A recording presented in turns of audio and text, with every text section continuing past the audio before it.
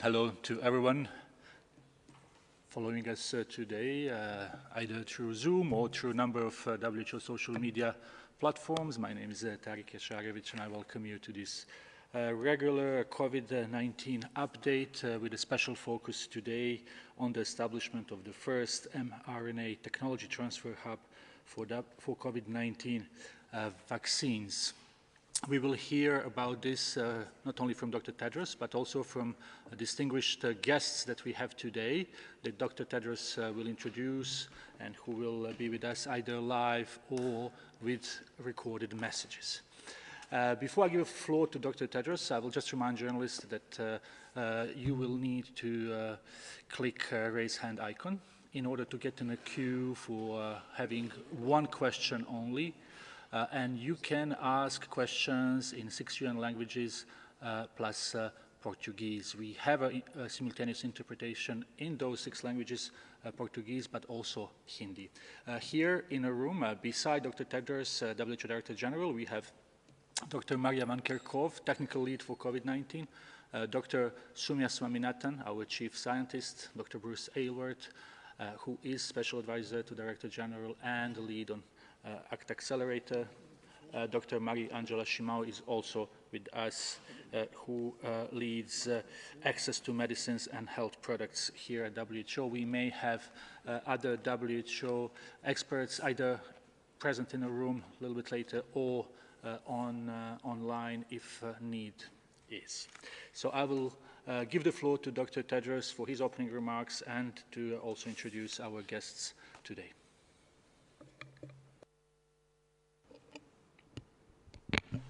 Thank you, Tariq. Good morning, good afternoon, and good evening. First of all, I would like to thank His Excellency President Ramaphosa for joining us today for this important announcement. Your Excellency, welcome, and we look forward to your remarks in a few minutes. Globally, newly reported cases of COVID-19 have now declined for 8 weeks in a row, and deaths have declined for 7 weeks in a row. This is good news, but new infections and deaths remain high globally. Last week, more than 2.5 million cases and almost 64,000 deaths were reported. That is 250 cases and 6 deaths every minute that we know of. The rate of decline in most regions has slowed, and every region has countries that are seeing a rapid increase in cases and deaths. In Africa, the number of cases and deaths increased by almost 40% in the past week, and in some countries, the number of deaths tripled or quadrupled. While a handful of countries have high vaccination rates and are now seeing lower numbers of hospitalizations and deaths, other countries in Africa, the Americas, and Asia are now facing steep epidemics. These cases and deaths are largely avoidable. There are several reasons for this increase, including the increased spread of variants of concern, more social mixing, ineffective use of public health and social measures, and vaccine inequity.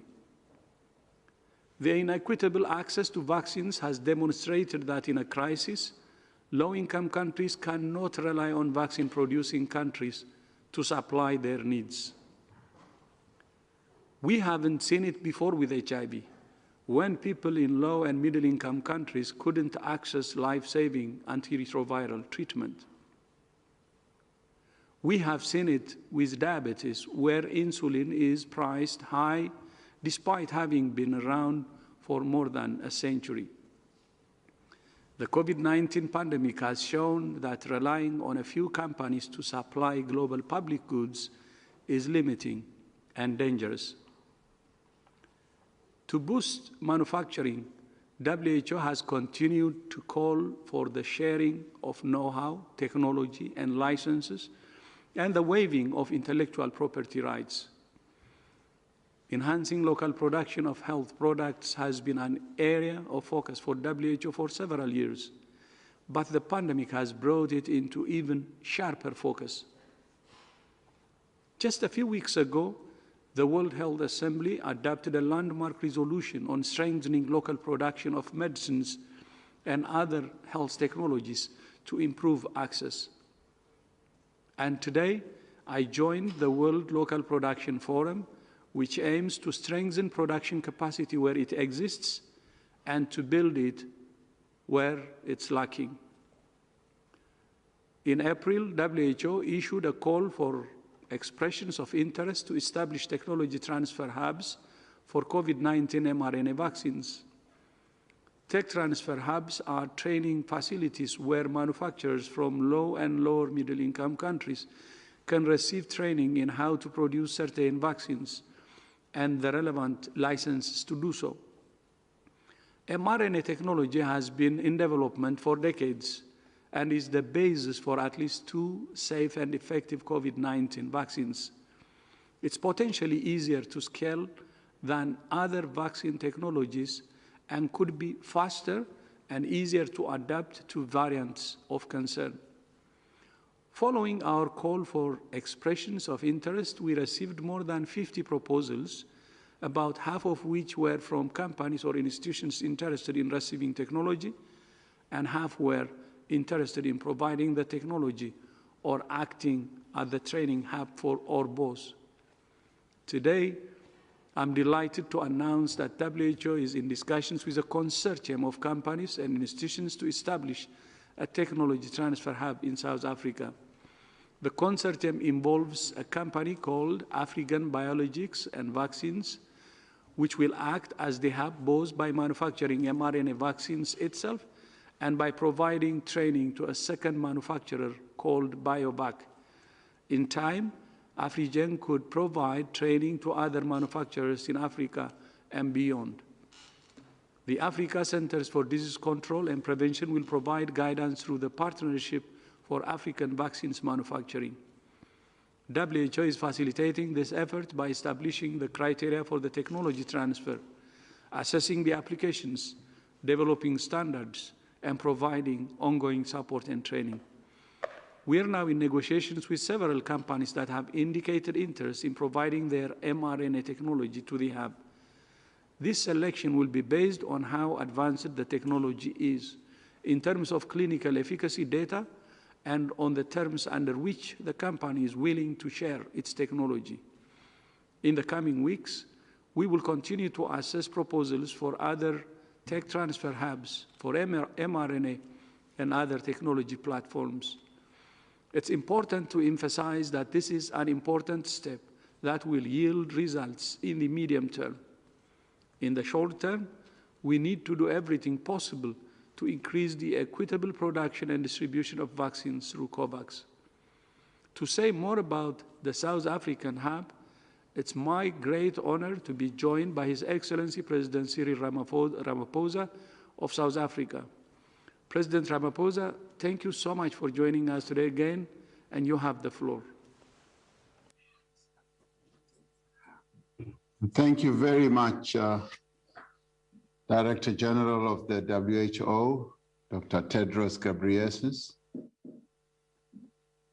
and your Excellencies who are in attendance, and ladies and gentlemen.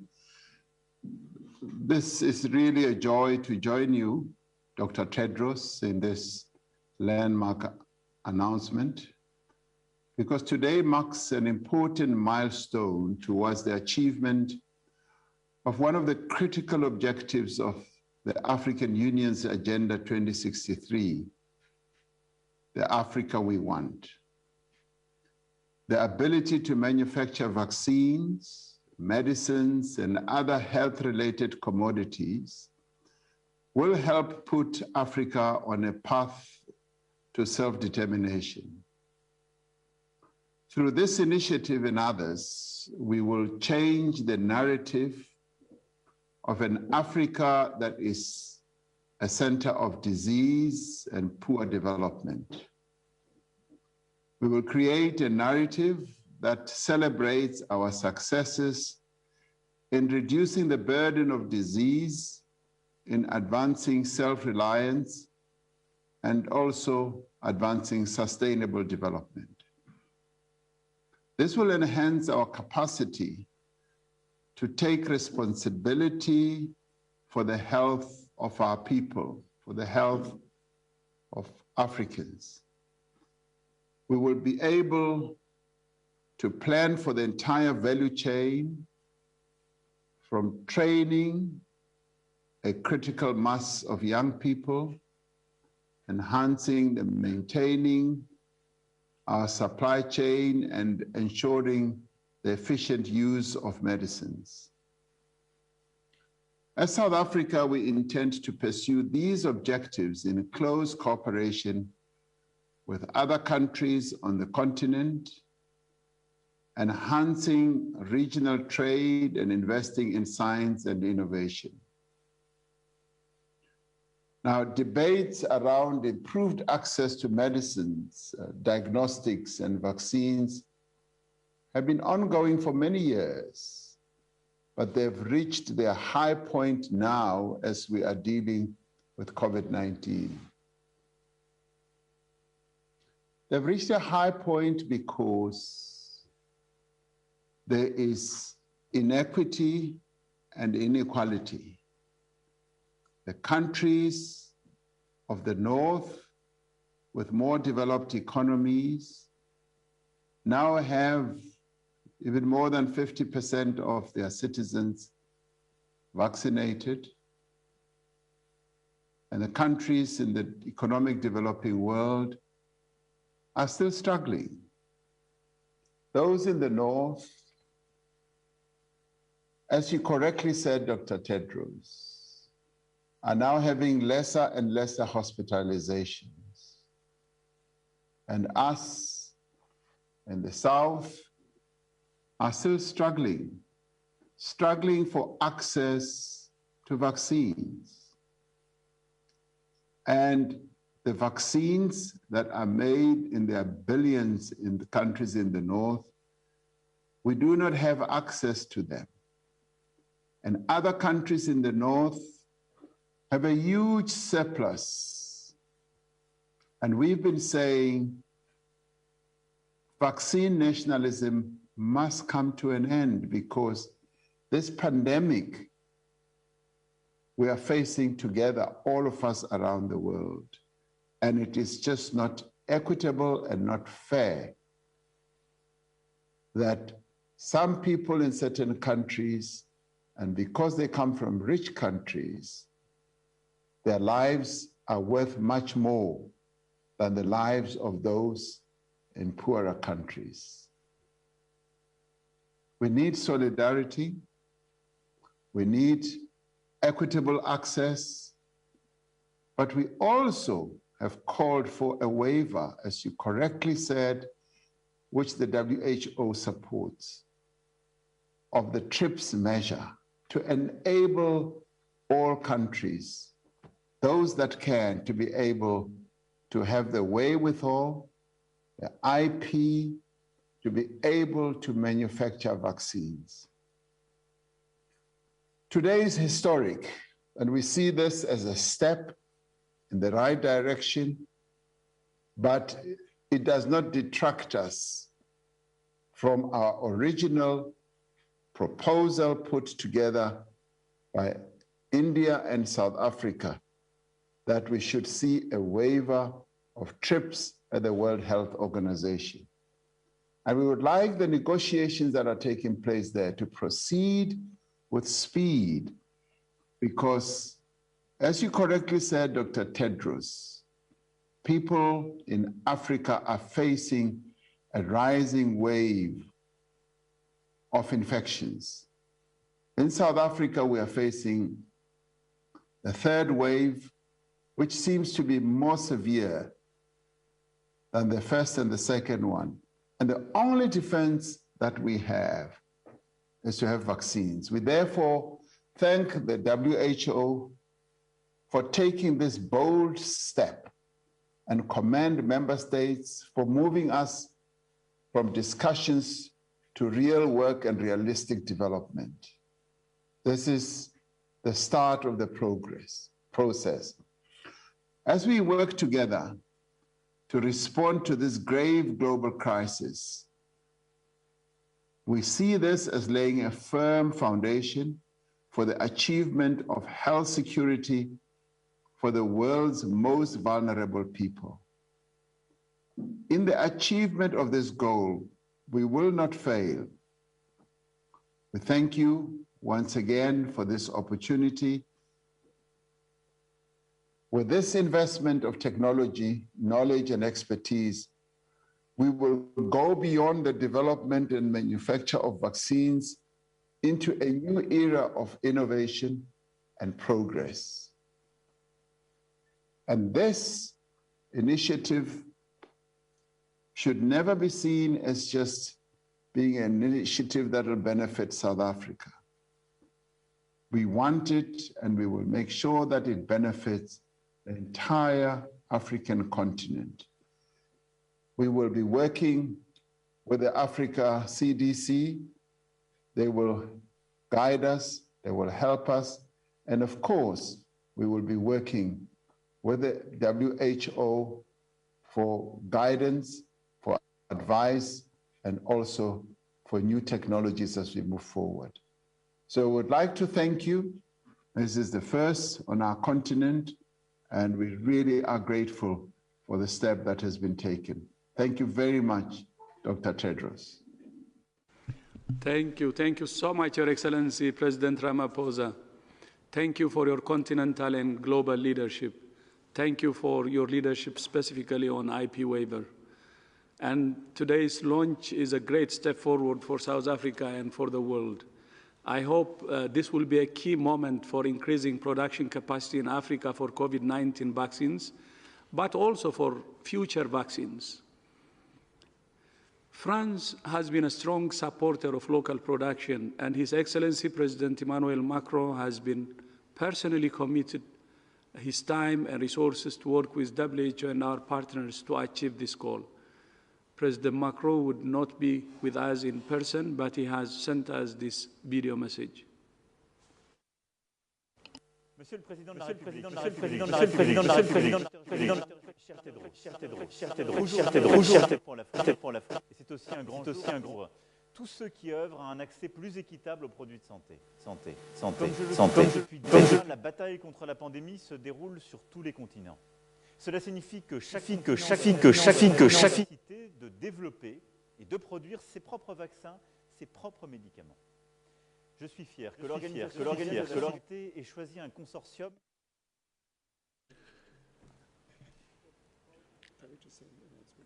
I think we have a little technical issue with the recording of French minister. Let's see if we can get back to it, or we can try to maybe see it a little bit later, at a later stage. Do you want to try again? You cutting the sound of the signal back, right? Okay, I'll try again. So we will try one more time to hear the message from the President Macron. Monsieur le Président de la République, cher Cyril, Secrétaire général, cher Tedros, aujourd'hui est un grand jour pour l'Afrique. Et c'est aussi un grand jour pour tous ceux qui œuvrent. We really apologize for this, as our colleagues are trying to... Here we go one more time.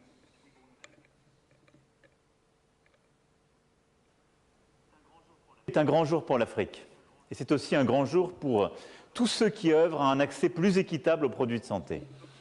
Comme je le soutiens depuis des mois, la bataille contre la pandémie se déroule sur tous les continents. Cela signifie que chaque continent doit être en capacité de développer et de produire ses propres vaccins, ses propres médicaments. Je suis fier que l'Organisation mondiale de la santé ait choisi un consortium mené par Afrigen et Biovac, entreprise que la France soutient depuis de nombreuses années, pour établir le premier centre de production et de formation aux vaccins à ARN messager en Afrique. Ce pôle de technologie permettra une réponse rapide pour le développement de nouveaux vaccins, que ce soit pour les variantes du Covid-19 ou de futurs pathogènes sur le continent africain et au bénéfice du monde entier. Je veux ici remercier les équipes de l'Organisation mondiale de la santé et du Medicines Patent Pool, mobilisées via l'initiative ACT-A pour avoir répondu si rapidement à notre appel. Je suis également fier pour mon ami Cyril Ramaphosa que l'Afrique du Sud héberge ce projet d'avenir qui a vocation à rayonner sur tout le continent. C'est exactement la voie dans laquelle nous avons choisi de nous engager collectivement, comme je l'ai porté lors de mon déplacement en Afrique du Sud il y a quelques semaines. Et je me félicite de ce premier résultat concret. Cette initiative est la première de nombreuses autres. Nous continuerons à soutenir celle-ci avec nos partenaires européens, avec toutes les bonnes volontés, réunis par la conviction que l'action pour les biens publics mondiaux est le combat que ce siècle doit porter et le combat qui ne peut pas attendre. Merci pour cette mobilisation. Félicitations pour ce premier résultat, mais nous allons collectivement continuer de rester mobilisés pour avancer, produire et en particulier produire sur le sol africain. Merci à toutes et tous.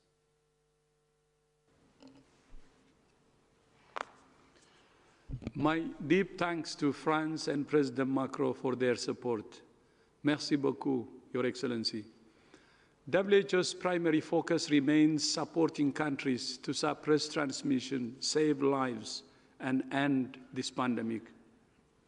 At the same time, we must all use this opportunity to prepare for the future by building capacities for our children and their children. Tariq, back to you. Many thanks, Dr. Tedros. Many thanks to President Ramaphosa and to President Macron for his recorded message. I understand that His Excellency President Ramaphosa will stay with us for a couple of minutes to take any questions. We also apologize for technical difficulties we had at the very beginning with the sound as well as with the recording. So with this, we will open the floor to questions from media. Again, please, one question per journalist only, so we can get as many as possible in the time we have. So we will start with the South African Broadcasting Corporation. I understand we had two reporters online, but we will start with our friend Sophie Mokoena. Sophie, please unmute yourself.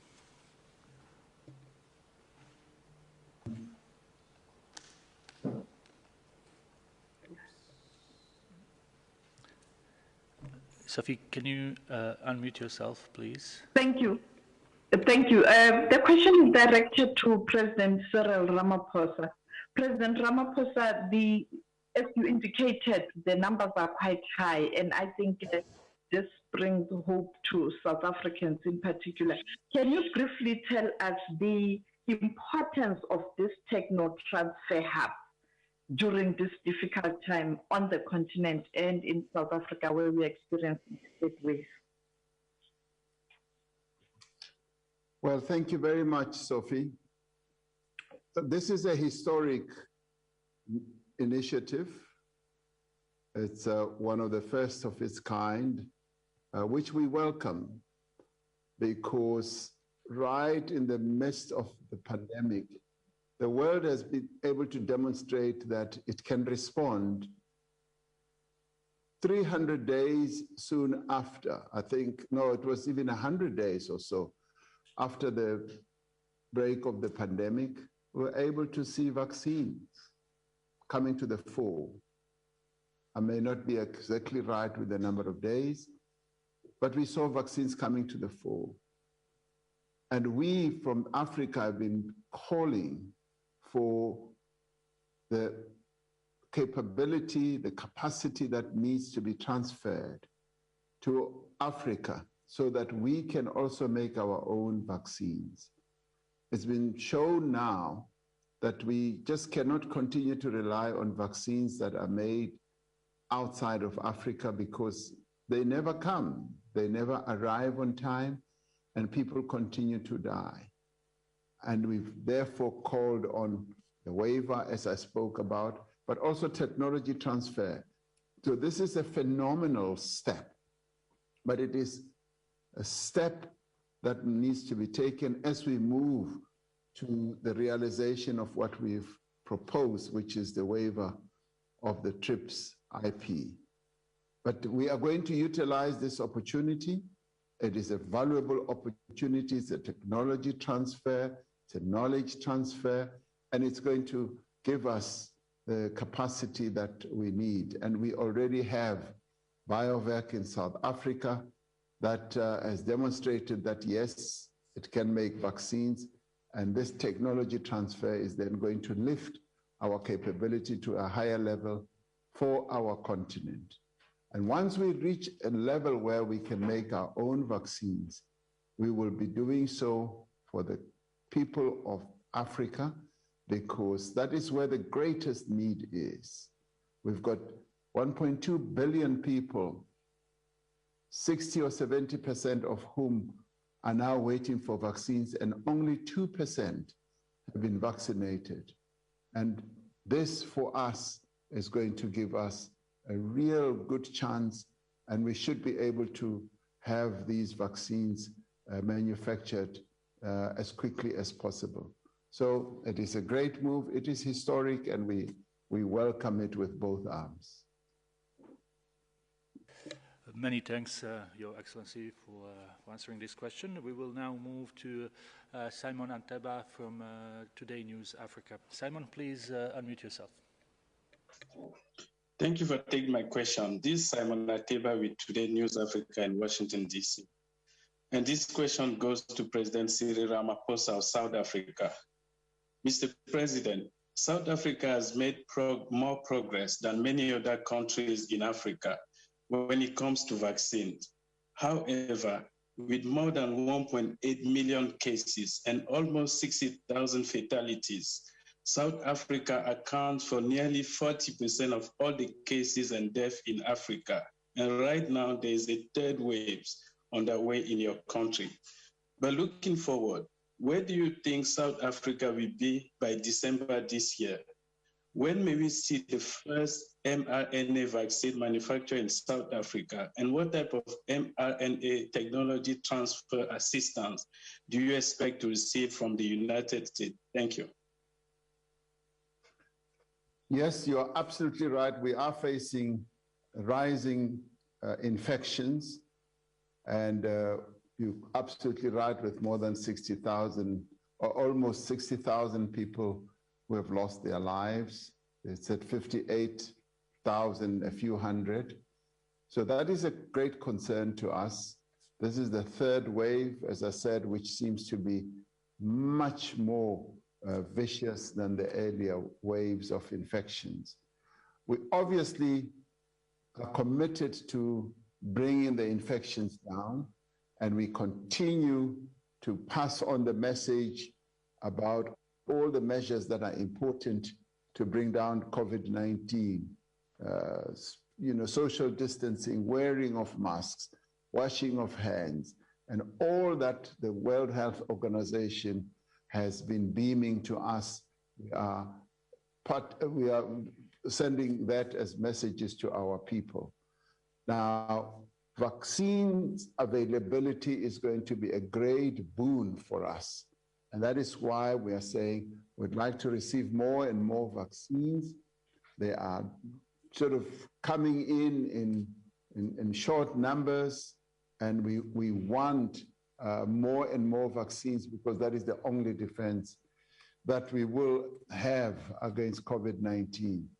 Now, this technology transfer, as I said, is really going to boost our capability to fight COVID-19. We expect that with the wisdom, with the capability that is going to be transferred to us, right from the WHO and the various other partners. I mean, we've got world-class partners who are going to be working with our companies here, and they are committed to giving us the assistance we need, and they're treating this pandemic as an emergency. And when people act, under an emergency, I find that they're able to achieve a great deal. So we expect that a great deal will be achieved. I will not be able to give a time frame of when all this will be possible, but we would like it to happen yesterday.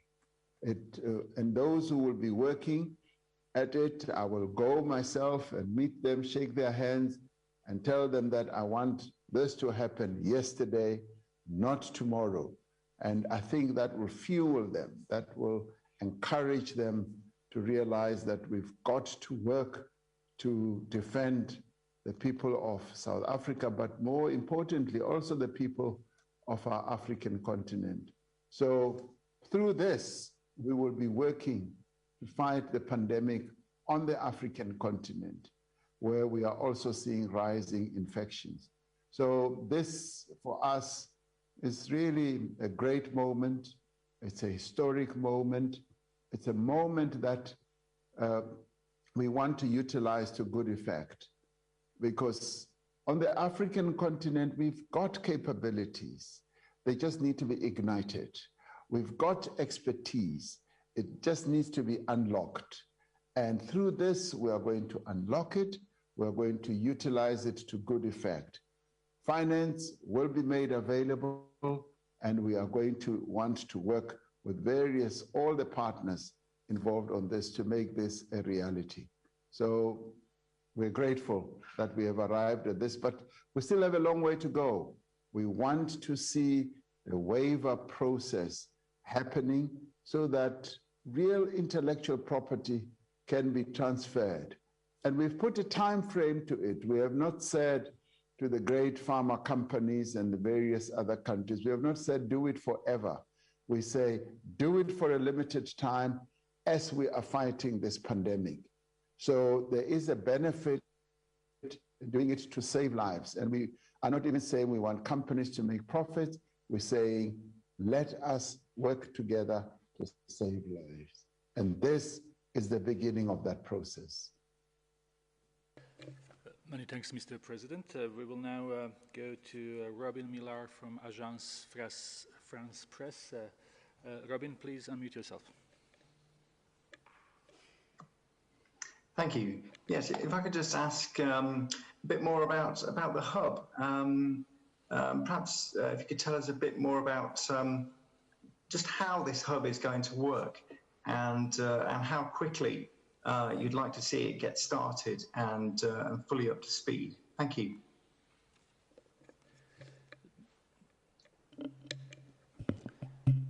Thank you so much for that question, and it's great to see both President Ramaphosa and President Macron be so enthusiastic about this. I think it's a new approach, a new model, bringing together the private sector, the public sector, investment banks, academics, universities, regulatory agencies, and of course WHO, trying to facilitate and coordinate all of this. What we hope will happen as a next step will be that we will be looking at the different technologies that are on offer. As you remember, this was a call just for mRNA technologies. And we have several options on the table from mainly from smaller companies and biotechs, though we are also in discussions with the larger companies that have proven mRNA technology, and we're hoping very much that they will come on board. So the timelines of when vaccines can be produced in the country will depend on whether there's a tried and tested technology that can be much more easily transferred to the facility in South Africa, which, by the way, already exists. There's already a pilot plant there, so all we would need is to put in some equipment and then train the workforce there locally on this the new process. Of course, sourcing all the raw materials and things that are going to be needed for this.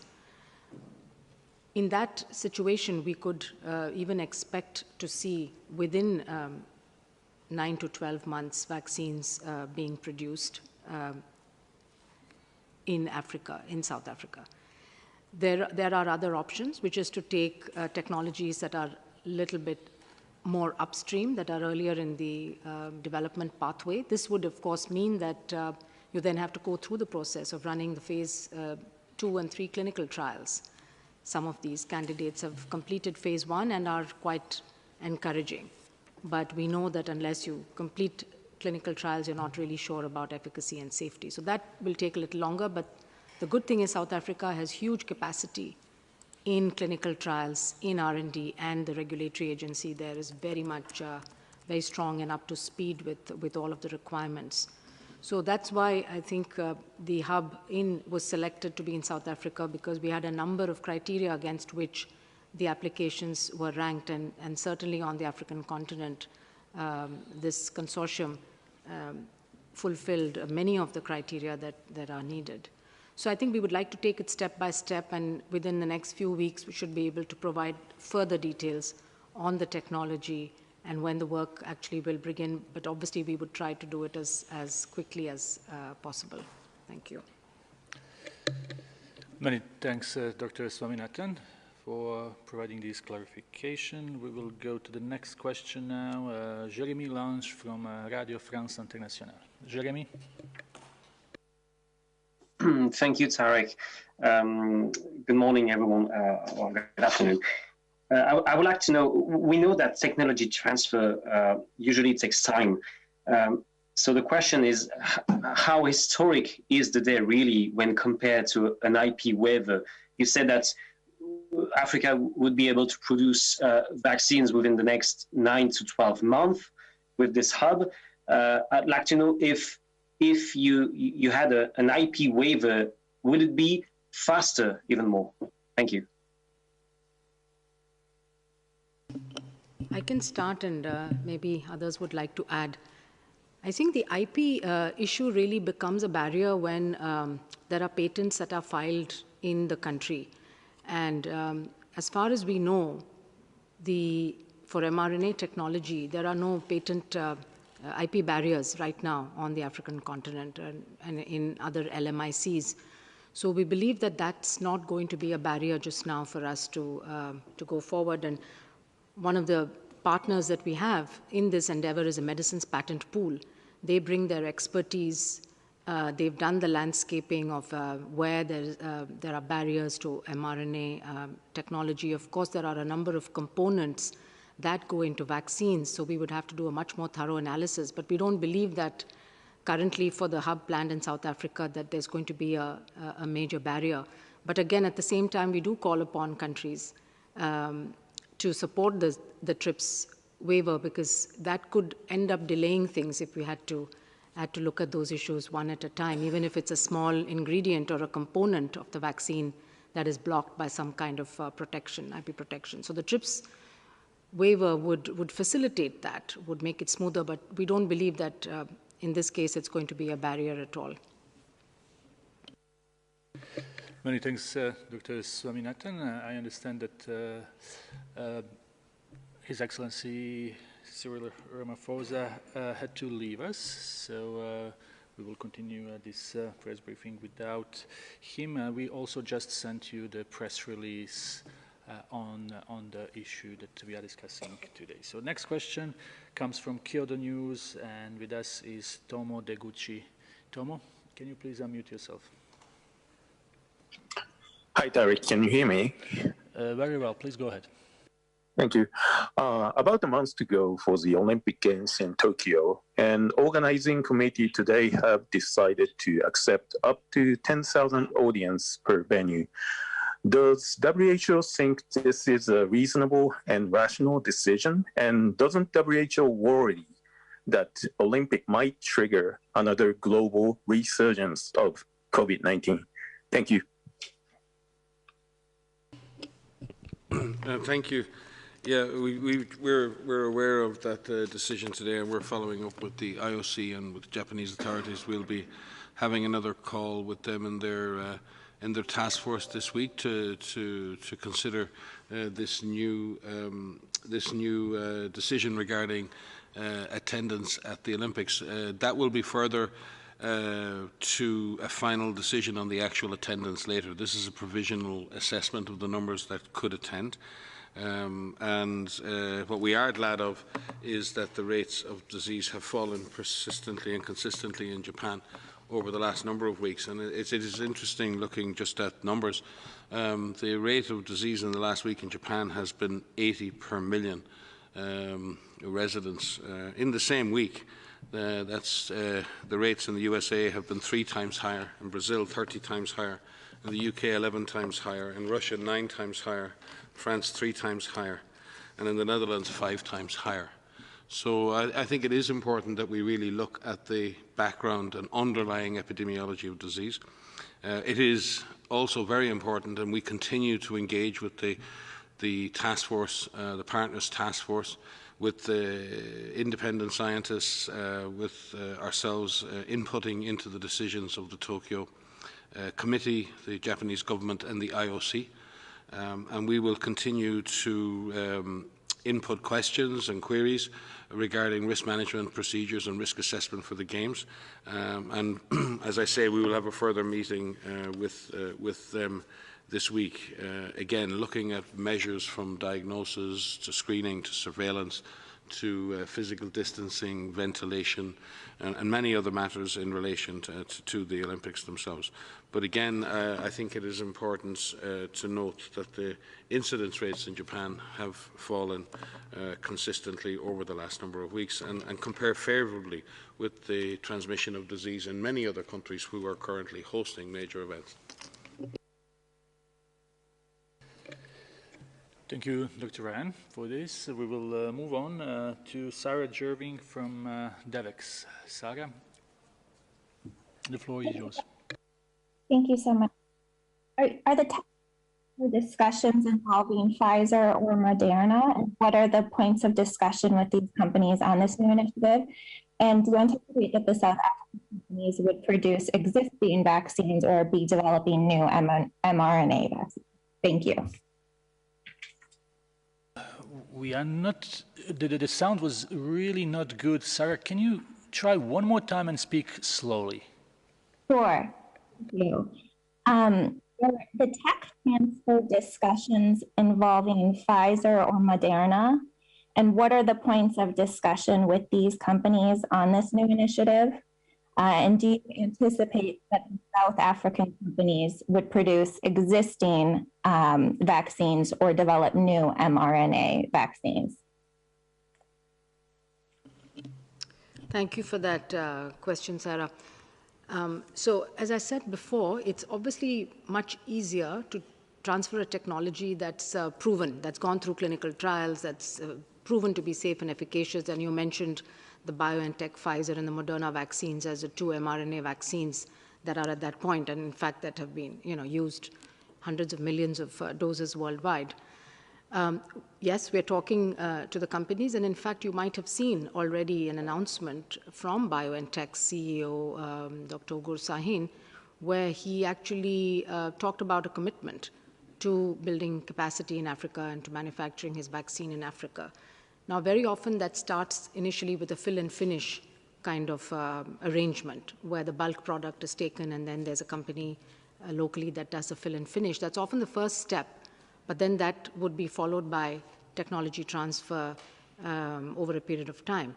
So this is what he announced. Now, obviously, we will be talking and we'll be negotiating and getting into more specifics with both the companies and come out over the next couple of weeks with more details. But we're very hopeful that they have the capacity, they have the interest, they have this, they have the know-how, and they have the right intentions. On whether you can do both, yes, you can do both.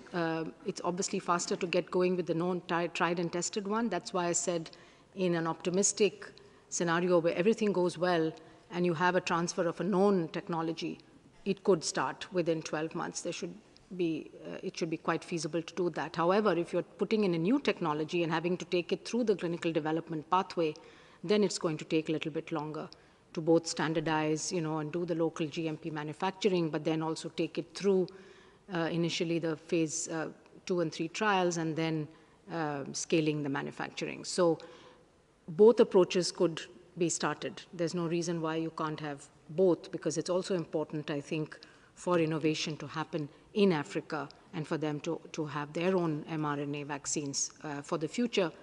not just for COVID, but potentially for other diseases as well. Thanks. Many thanks, Dr. Swaminathan. Next question, John Zagakostas from Lancet. John?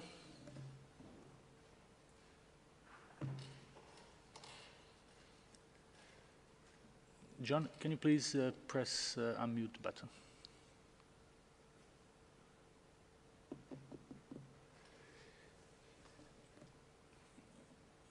I think we lost John Zagakostas. Maybe we can come back to him at some point. Let's try reporter from Bloomberg. We have Hathaway Gemmell, and I'm sorry if I mispronounced the name. Could you please unmute? Hi there, thank you very much for doing this today. Yeah, it's Catherine Gemmell from Bloomberg here. I was just wondering, do you know how many countries globally have run out of the COVAX doses or have used more than 90%? Thank you.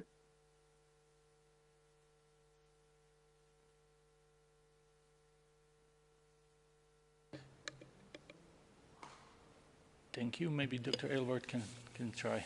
Sure. Hi, Catherine. It's Bruce Aylward. In terms of the exact number, as you know, we've now shipped vaccine to over 131 countries. 80 of these countries are what we call AMC countries, or advanced market commitment countries, and the remainder are self-financing countries. In total, we've shipped almost 90 million doses. It'll be 90 million at the end of this month. As you can anticipate, that is not sufficient vaccine for anywhere that number of countries.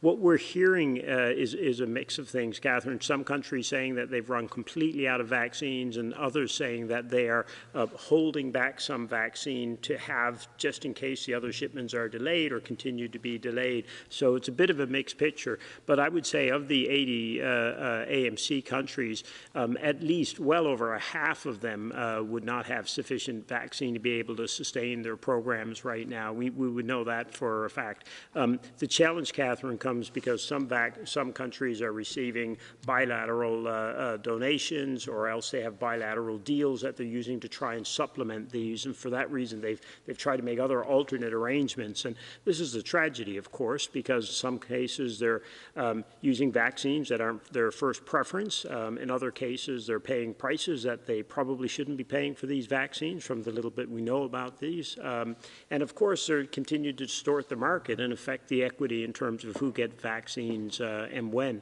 So it's a little bit difficult to give you an exact number. If we look at what we are hearing from countries on a day-to-day basis, well over half of countries have run out of stock and calling, for additional vaccine. But in reality, it's probably much higher, Catherine. So apologies, I can't give you a firm answer on that.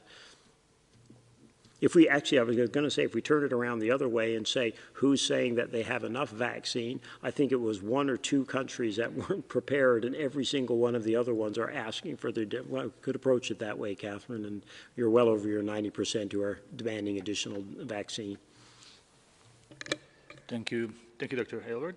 Next question, Naomi O'Leary from Irish Time. Naomi, go ahead, please.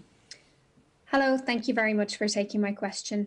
My question is, given the spread of the Delta variant in countries which have an increased, quite a relatively high level of vaccinations done already, how much of a concern is the spread of this variant, and how much of a threat does it pose to efforts to combat the pandemic and hopes of sort of easing health restrictions? Thank you.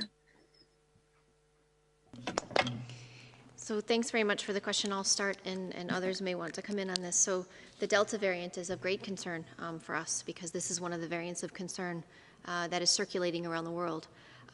Our ability to understand where this variant is spreading is dependent on the sequencing that is available around the world. And so far, we know that 92 countries have the Delta variant that is circulating, 80 countries of the B1617.2, and an additional 12 countries which have the B1617, but they haven't further subtyped it. We don't know the sublineage that's circulating there.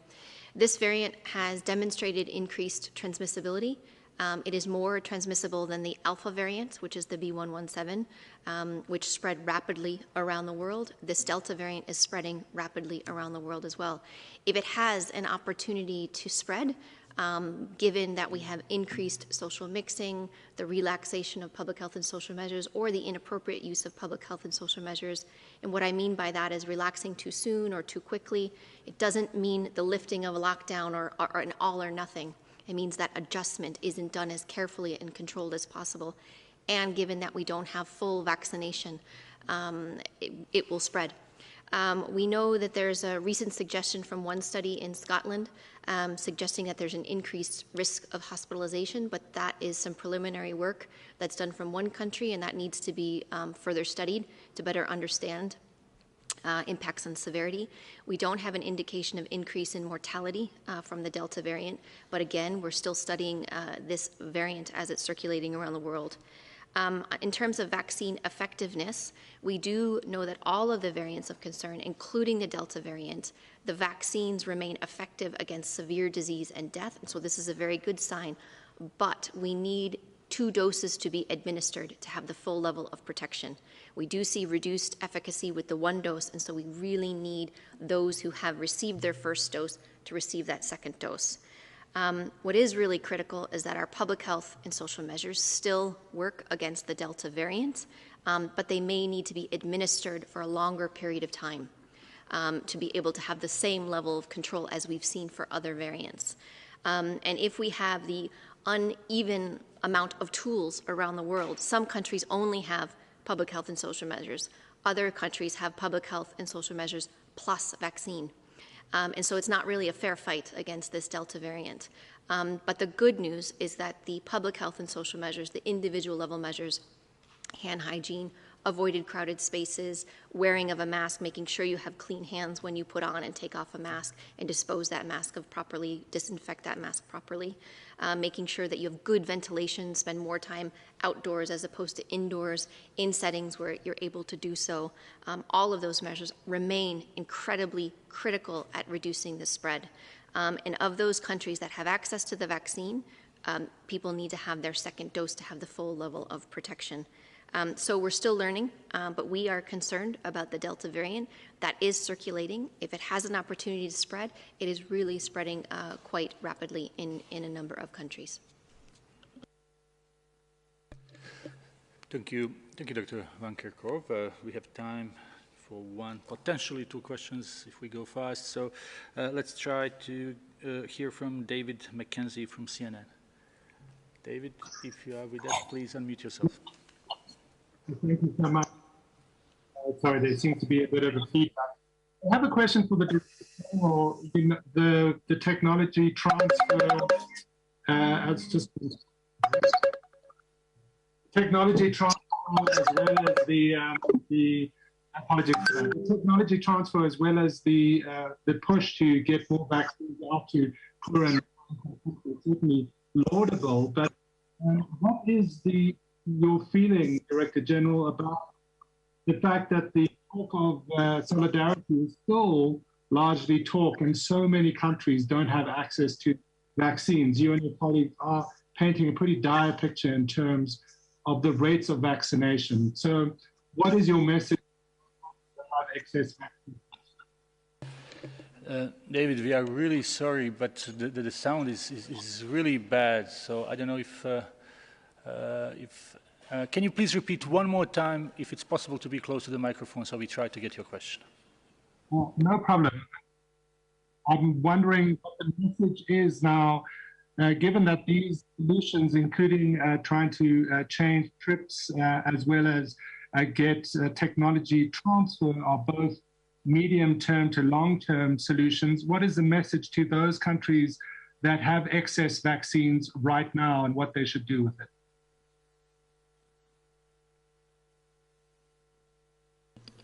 I think we were able to understand. So maybe Dr. Aylward can start. Sure. Thanks, Tarek. So on I think first we need to be clear. If you ask any country, do they have excess vaccines, they will say, no, we don't have excess vaccines. We're using every vaccine we have. They're absolutely essential for us and for what we're trying to do in terms of vaccinating our country. But what we are saying is when you look at who you are vaccinating in the country, once you've gone beyond your healthcare workers, your older populations, your populations with comorbidities who are at risk of severe disease, hospitalization, or death, once these populations have been vaccinated, at that point, to ensure that you are sharing doses, and there was a wonderful proposal, I think it was by the Wellcome Trust, that laid out a proposal for the G7 even that said, as you get into these populations, you should increase the proportion of your doses that you're sharing so that areas with less access can catch up and especially cover their healthcare workers, et cetera. So we ideally wouldn't want to wait. The idea of solidarity is that you're not waiting for excess doses. You're sharing your doses now as you start to cover your highest risk populations. Otherwise, if we wait for excess doses, I'm sorry I didn't catch your name when you spoke, but we may never get there because countries will always say, well, we need to give booster doses, we need to go to lower age groups, we need to do this, we need to do that. So the issue is sharing now so that we can ensure the highest risk populations everywhere are covered and we get out of this crisis together. If I may just add and maybe link the answer that Bruce gave with the answer that Maria gave, because I think this is the race we're in. The viruses, and particularly the Delta virus, demonstrates that convergent evolution. Many variants have emerged, but we're emerging with very similar attributes. It's like picking a lock, a combination lock. Some of the viruses have picked some of the numbers, some of the other viruses have picked the other numbers, but no virus has really found that combination of transmissibility and lethality. The Delta variant is the most able and fastest and fittest of those viruses. But we've been saying, and what Dr. Tedros has been saying for nearly a year now, that when we did get vaccines, we had to make sure we distributed them equitably. When we got the data on these vaccines, it was very, very clear that they were highly protective against hospitalization and death. And as Maria has said, they remain so for all of the variants. We have a very, very short window of time to get our most vulnerable protected. And we haven't done it.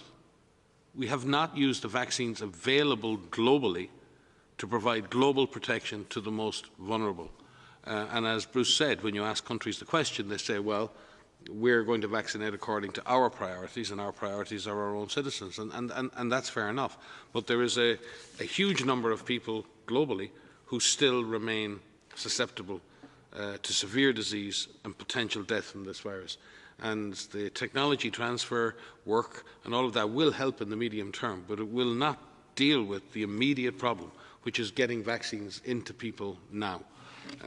And therefore, putting the two issues together, we really, really do need this virus, as I say, the Delta variant, the other variants, but this particular Delta variant is faster, it is fitter, it will pick off the more vulnerable more efficiently than previous variants. And therefore, if there are vulnerable people left without vaccination, they remain even at further risk. All of these viruses have been lethal in their own regard. This virus has the potential to be more lethal because it's more efficient in the way it transmits between humans, and it will eventually find those vulnerable individuals who will become severely ill, have to be hospitalized, and potentially die.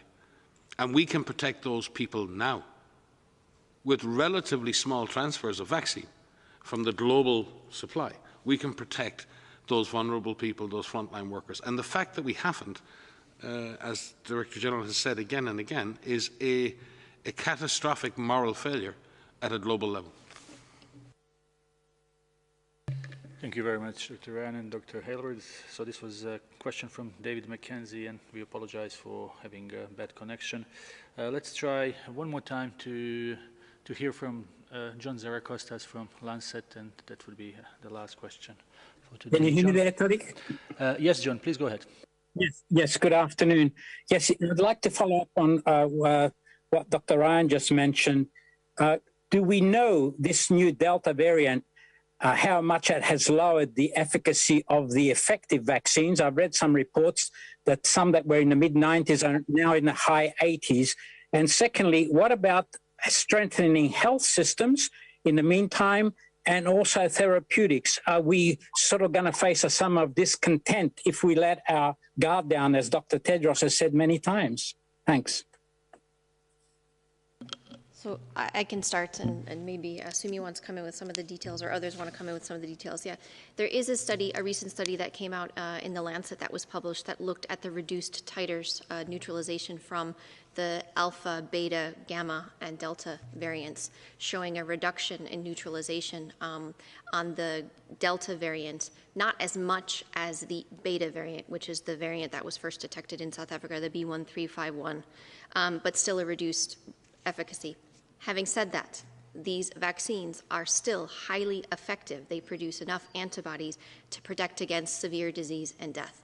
That's a really important message that we want to make crystal clear.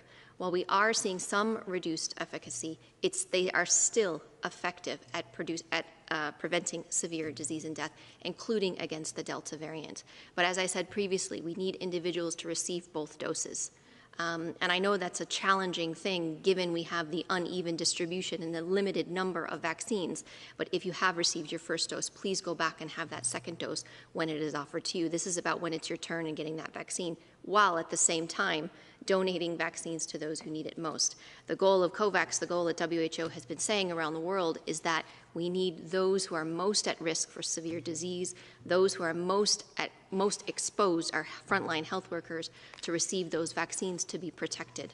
And so there are a lot of studies that are underway, John. We're working with a global network of scientists through our R&D Blueprint for Epidemics, through all of our technical networks, through academic partners, to be able to get these studies underway and to look at studies in the lab, to look at real-world efficacy studies as well. But this data is coming in fast and furious. And it is really interesting to see the information coming in, and to WHO to be working with partners around the world to consolidate that, to look at what does this mean for our vaccines now, and in terms of next generation vaccines, the vaccines that will be produced into the future. Good news is, so far, the vaccines work against the Delta variant, but there may be a time when we have a constellation of mutations that arise in a variant where our vaccines actually lose their potency. And that's what we want to make sure that we prevent. So as much as we can, the best prevention is preventing infections in the first place. So again, vaccines are incredibly powerful, but we have other tools as well. Do what you can around the world, if you're listening, to prevent yourself from getting infected, and to take all of the measures that you can to prevent any onward spread should you be infected. And so we have to get this message out of vaccines and not vaccines only. And just a last note to say thank you to all of the member states, all of the researchers out there who are conducting sequencing, all of the people who are out there that are scientists and public health professionals that are carrying out these studies, that are sharing these results with WHO and partners in real time, so that we can make the best decisions going forward about any future vaccines.